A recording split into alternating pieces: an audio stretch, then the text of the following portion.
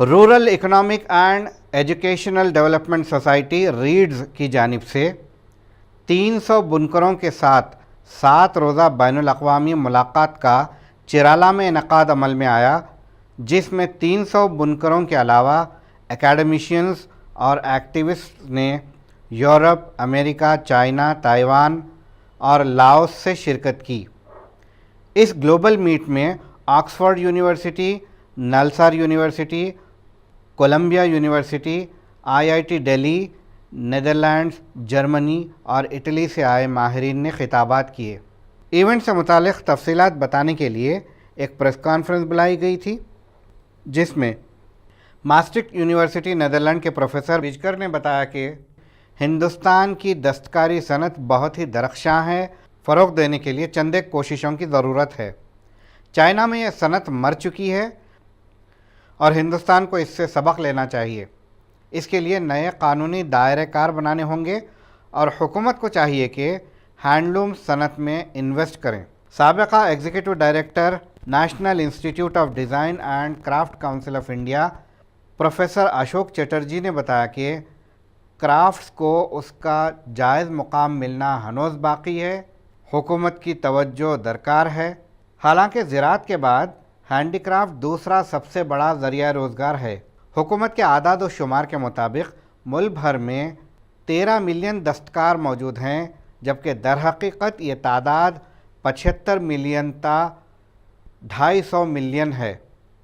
Colombia university के professor Dorothy को ने कहा कि हिंदुस्तानी हैंडलूम्स और हैंडीक्राफ्ट से जुड़े लोगों को मुख्तलिफ तरीक़े से इमदाद के लिए सारी दुनिया कोशां है। India still has a very vibrant handicraft industry, handloom industry, but policies are needed, I come to that in a minute, to keep that going and to make it even more strive. Talk to Professor Dorothy Coe if you want more details. Second lesson. Weavers have much knowledge. They have very sophisticated technologies. They actually are innovators. If they wouldn't be constantly innovating, they would be out of business. They change their technology, they change their marketing strategy, they change their designs, they engage in new forms of dyeing, and through doing that, they further develop and they create a stable livelihood. I have learned that quite often in India, but it also happens in Europe, people associate innovation with smartphones, biotechnology, nanotechnology. I want to stress that weavers are innovators, and that it is because of the innovation and because of the knowledge they have that the industry is still developing. Third lesson. This was recognized by the weavers themselves. They realized while talking to each other that they actually have that much knowledge. It was as if they were holding mirrors up to each other. They saw in the eye of the other weaver how impressed that other weaver was with what he was doing. They started to exchange details of the loom, details of the practice. They came away at the end of the week, and these are literal quotes, with more pride of their identity as a weaver, with more hope for the handloom sector. But more importantly, they realized that they now were felt strong enough to formulate, to demand, for example, from an institute like Nalsar, this law school department, what they need in terms of new legal frameworks. So there is the recognition, yes, I am an innovator, I know a lot, and because I know a lot, I feel strong enough to talk to lawyers, to talk to legal scholars and tell them what is needed in terms of a new legal framework.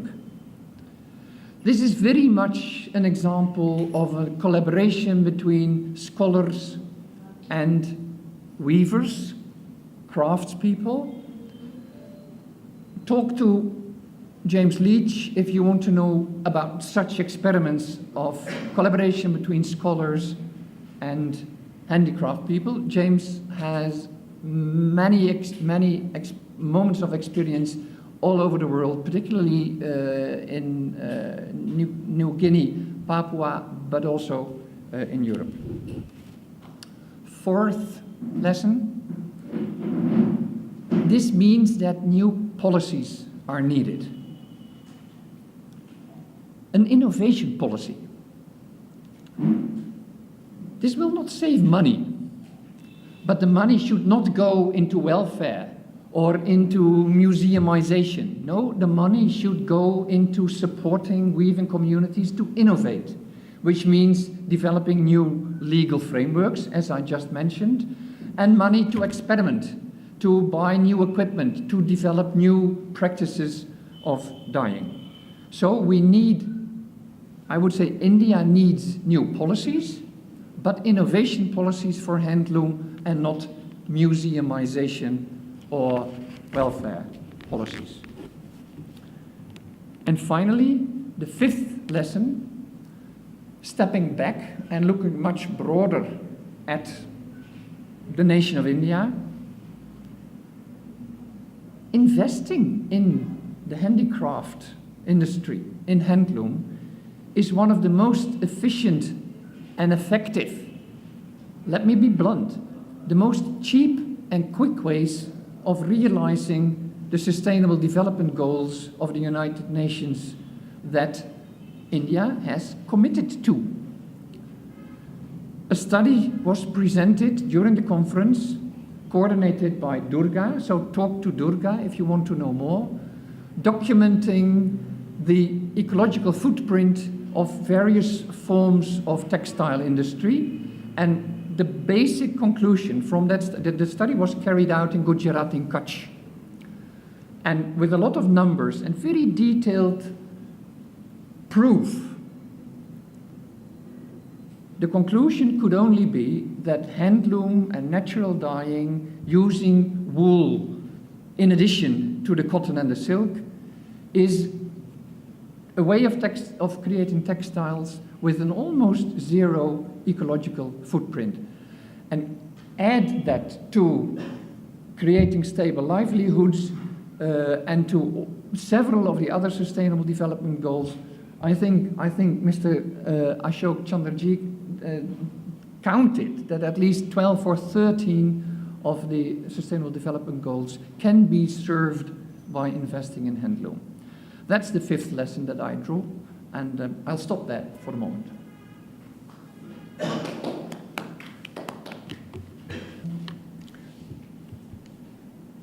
I think the most important thing is to invest in the weavers themselves.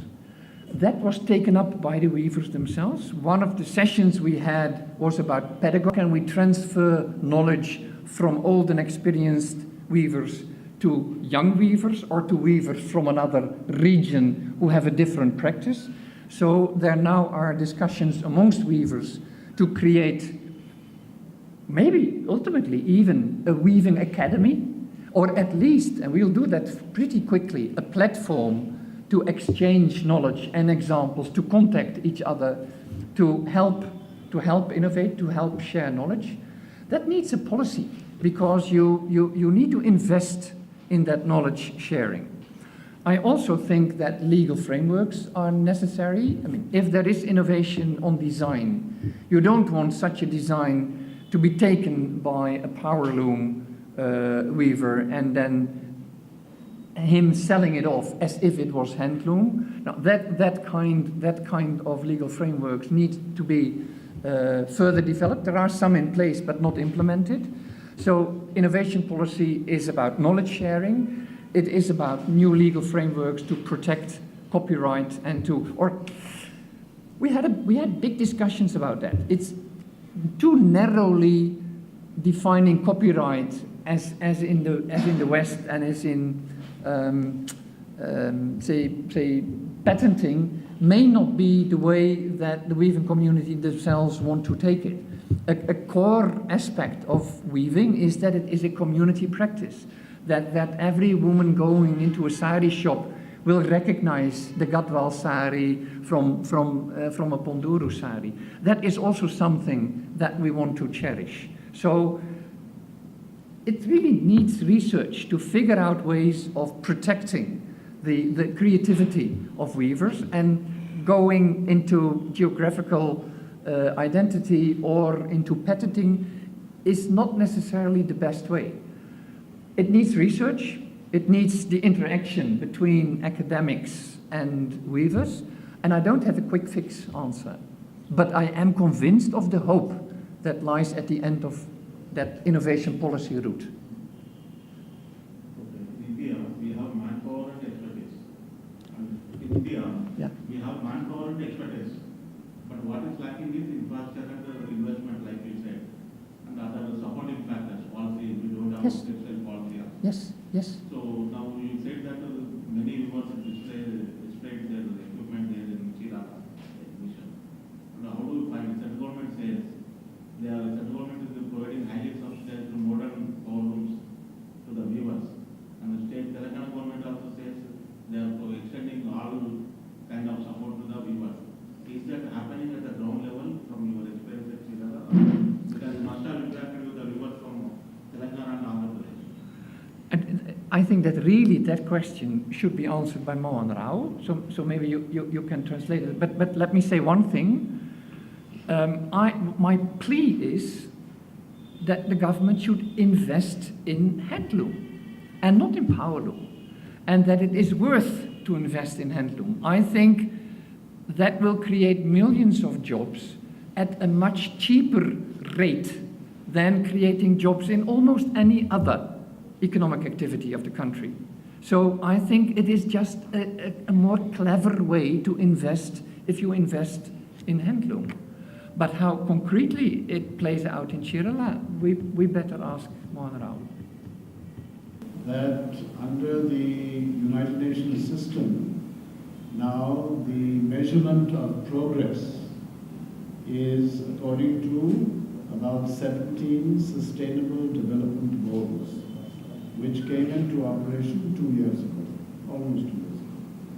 Now this is it is called 2030 Agenda. By 2030, all countries of the United Nations are supposed to achieve these Sustainable Development Goals. They apply to the so-called developed countries as well as to the so-called underdeveloped countries. All of us are supposed to achieve these goals.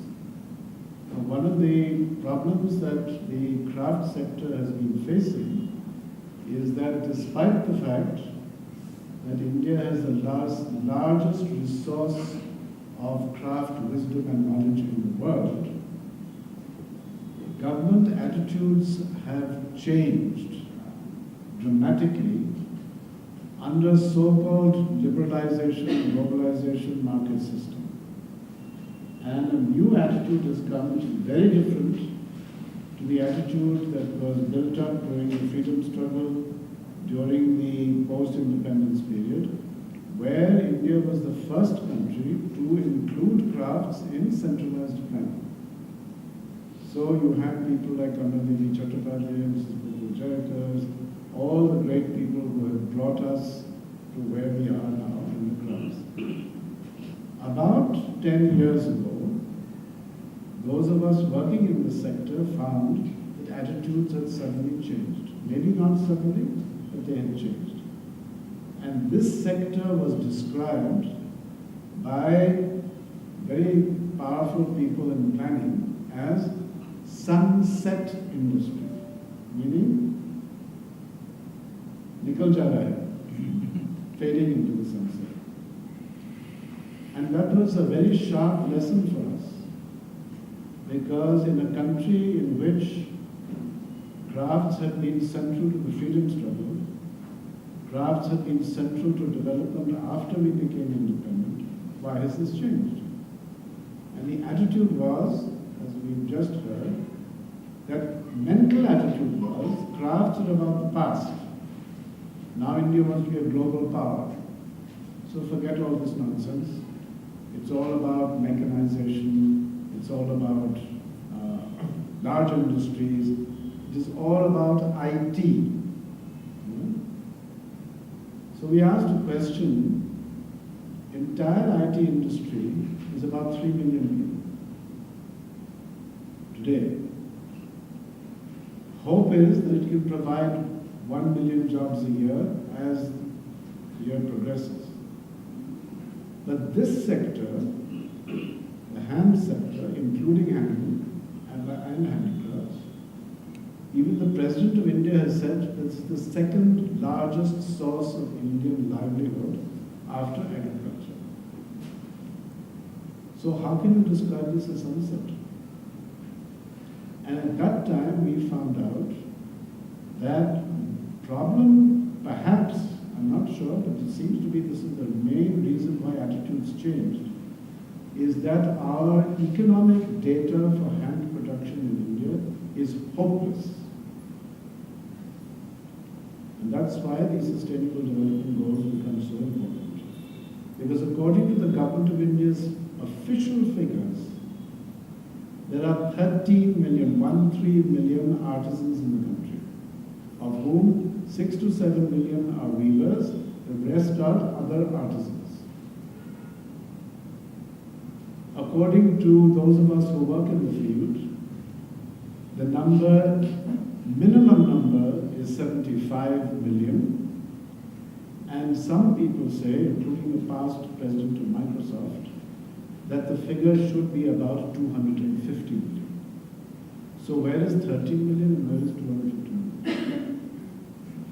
As a result of this gap, and also a kind of feeling that young people don't want to work in the crafts, people are leaving the crafts, so what is the use of investing in a sector which is dying? It is also wrong. The only statistics that we have had which are valid are export statistics. The Export Promotion Council for Handlooms and Handicrafts has got strong statistics. Those statistics should also have told the Government of India that even during the time of the world recession, the demand for Indian handmade products was going straight up. So where is the sunset? At least try and analyze this global demand for handmade quality, for which India is the largest resource in the world. So if nothing else works, at least exports should get into your head. But exports is the icing on the cake. It is not the cake. The biggest market is India's own. And we are now working with the government to get strong data for this sector. The first time after independence that artisans were included in the economic census of India, the first time after independence was in 2013. As a result of people like us making a noise and getting it into the system. Now, that is not enough, because economic census is only economic establishments, and the number of weavers and artisans is much more than that. So we are working on this. But to change this mindset that handicrafts is about the past and not about the future, it is important for the government to understand that the 17 Sustainable Development Goals to which India is a signatory, and every 6 months India has to report to the UNDP, what progress we are making towards that 2030 agenda. Out of those 17 goals, only this industry can address as many as 12. No other industry can do that. And these goals include livelihood, they include environmental sustainability, they include reaching out to people who are still at the margins of society. And most Indian artisans are at the margins of society. Tribal communities, women, minorities.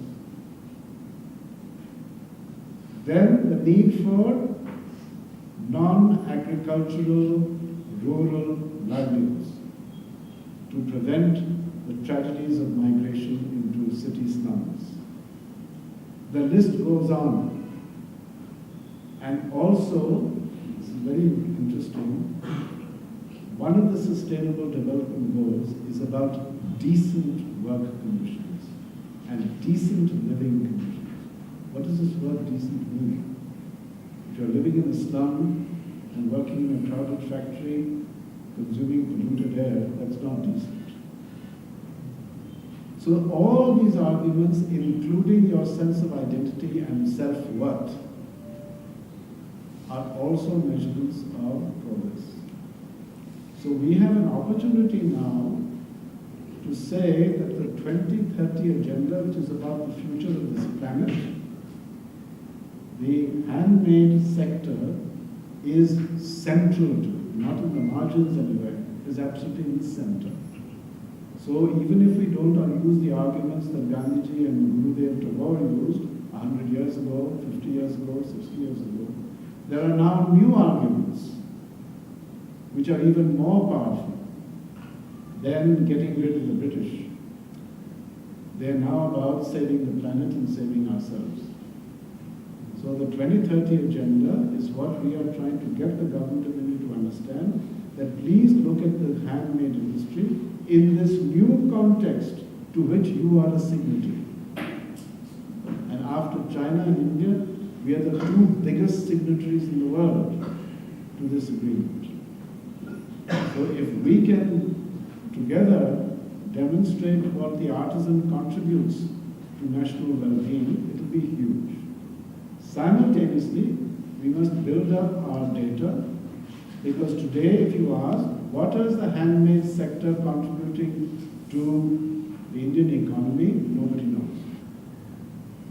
All the figures are weak or incorrect or bogus.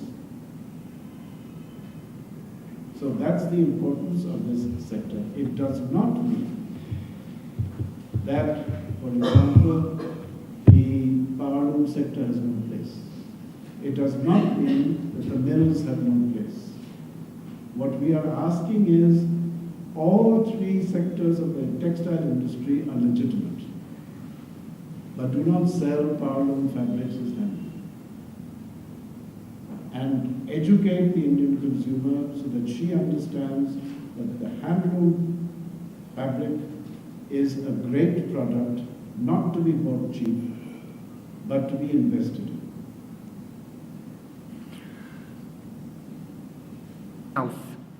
Learning. I'm going to ask you, Dorothy, to say a bit more about it. One of the most fascinating sights that I have had was to see a Chirala weaver to sit for more than an hour next to Mr. Om, a weaver, handloom weaver from Laos, who had built up his loom and showed a very complicated type of fabric that he was weaving. And for more than an hour, this Chirala weaver was sitting with him and trying to figure out and understand how he was doing it. I'm not saying that the Chirala weaver is now going to weave Laotian style of fabric, but he learned a lot. And we'll see what he does with it. But maybe you can give more examples, Dorothy. If I may be allowed to step back to the larger picture and then go back into the specific examples about self-learning. I'm from Hong Kong originally as a British colonial subject, and I have lived in America for over 40 years. I would like to suggest that we might have looked to America as the superpower. We might have looked to the success of the American business sector as a model that we can follow. And that model basically was based on private capital investment into the market. And the model is primarily one that is driven by human greed and envy and fear. The hope that we see has the backside. After the election of Trump, I think that it has become clear to half of America that that model is broken, that is leading to enormous waste, and is destroying livelihood and the planet. As we speak, there is a historic fire in California that has already caused 60 people to die and 1,000 people who have disappeared. This is the result of that American developmental model. So this is the larger picture that I think India can speak to. If I may say so, the world is looking to India, especially the craft sector and especially a handloom sector, to show us a better way to manage our resources and to care for the planet and care for both the producers and the consumers. So to me, the handloom sector in India provide a living example of how the producers and the consumers can come together and create a new value system that is not just based on money, based on price, but is based on some other values such as social harmony, such as sustainability, and such as humanity. So this is how I personally become interested in this South-South dialogue. The Chinese weavers and the Chinese dyers who came to Chirala, they were blown away that there are so many weavers sitting in the same space, because that could not happen in China. The handloom industry has died in China, first in the 1930s, killed by the global depression as a capitalist crisis, and second, killed by systematic policy makers in the 1950s that says handloom is sunset industry and we can't wait to move all of the handicraft workers into the cities, into the power mills. That had happened to a certain extent, but that also had failed in China. So the Chinese weavers and dyers, not only are they learning incredible craft skills from the Indian weavers and dyers that no longer exist in China, they are completely inspired with a sense of mission. We can't believe that only my grandmother remember is a living life form in India, and they want to come back and bring their colleagues, bring their friends to see how it is done, and maybe to see how it can be done in a way that can be exported to the Chinese market.